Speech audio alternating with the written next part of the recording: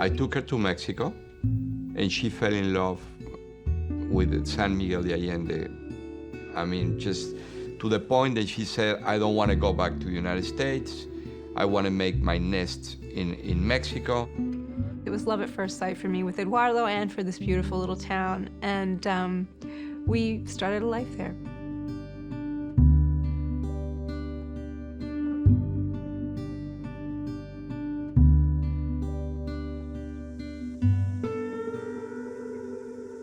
We dropped the children off, gave them their kisses, and we were headed back to the house, Eduardo and I, in his Jeep.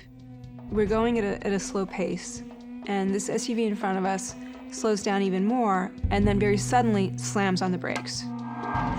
In 1 second, we were surrounded by people with guns. He looked at me and said, you know, don't with us, I mean, or I kill you.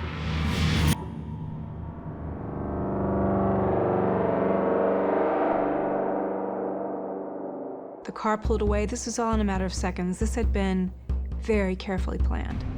We pull over, and the car comes to a stop. The car's shaking. I hear Eduardo screaming. There's a lot of commotion. I hear the engine of another car pulling up alongside of us.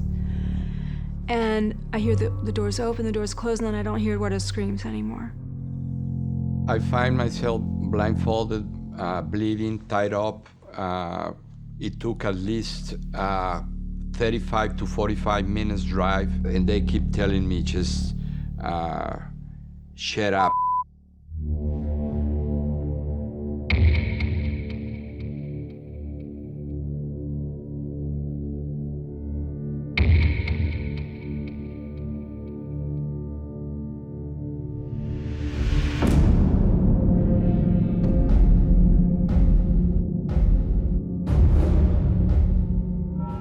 This guy pushed my head down and pushed me inside his box, all covered by this dark gray, rough material, all of it. Inside the box, I had exactly 4 fingers like that before I can touch the ceiling of the box. 2 light bulbs and 2 big speakers. And the music was on since the moment that I arrived.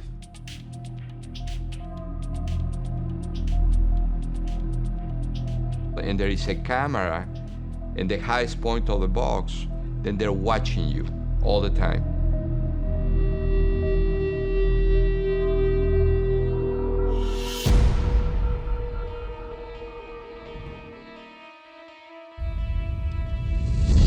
I feel like I'm alone. And I took the thing off my head. I looked around, there was nobody there.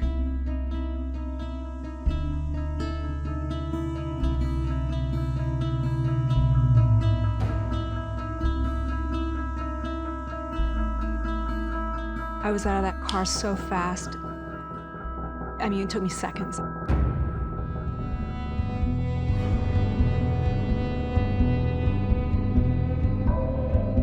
It would be the equivalent of the FBI in Mexico. And they told us that an agent representing the AFI would be arriving to the ranch within the next 12 hours.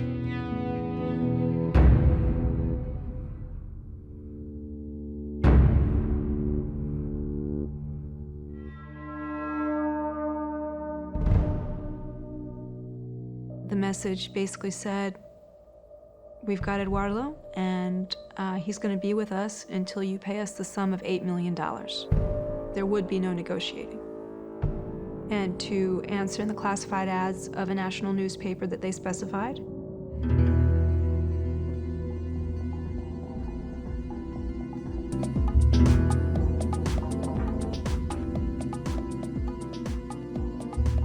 I will say to myself many, many, many times a day, they're trying to drive you crazy, don't let them. Drive, calm your mind down. I will visualize the beauty of living out on the ranch and see that beautiful sky.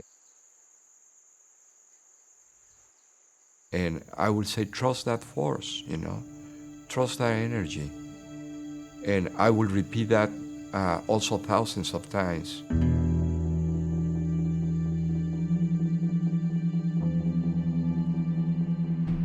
Then they send me a note saying, your stupid family doesn't want to cooperate with us. So here's what we're gonna do.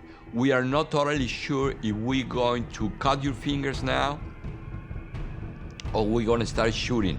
You're never gonna see the sunlight again. And then you're never gonna come out as you came in complete. There was a part of me that was in denial that I really didn't think they'd do it. And then the photograph came in.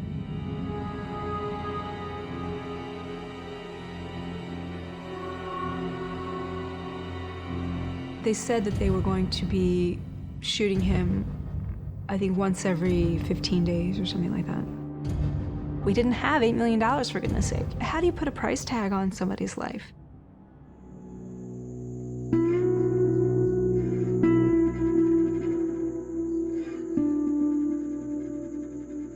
Finally, literally from one message to the next, they dropped their demands to what I was finally able to offer, which for us was a substantial amount of money. They finally realized after 7 months that that's what they were going to get. And they told me to prepare the cash.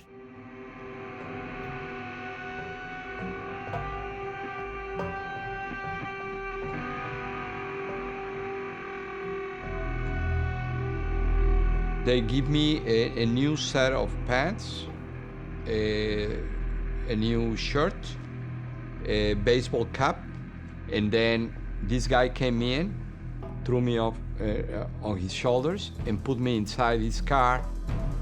They took me to the cemetery. It was probably around 5 o'clock in the morning. And they told me to put my face against the wall and to count from 1 to 200 slowly and never turn around. I count very slow, 200. Then when I open my eyes and I look at the sky for the first time and feel the fresh air, it was an incredible experience. It was really like discovering a new planet. And I start taking the first few steps.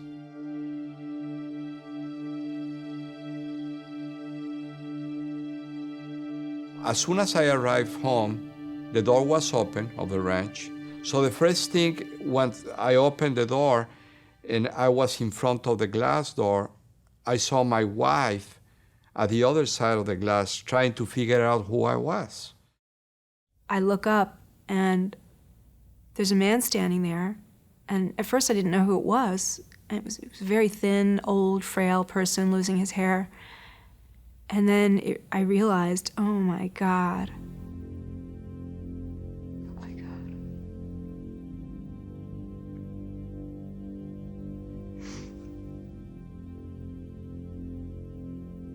I'll never forget it. I didn't even recognize my own husband.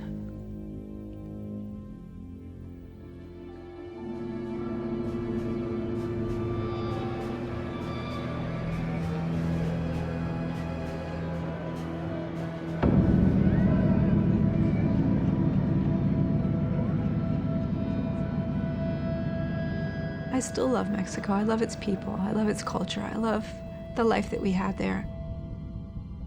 But for us, that chapter of our lives it's definitely over. They say that it's better not to say never, but I don't think I ever go back to Mexico in my life. It's going downhill very, very fast. It's totally out of control.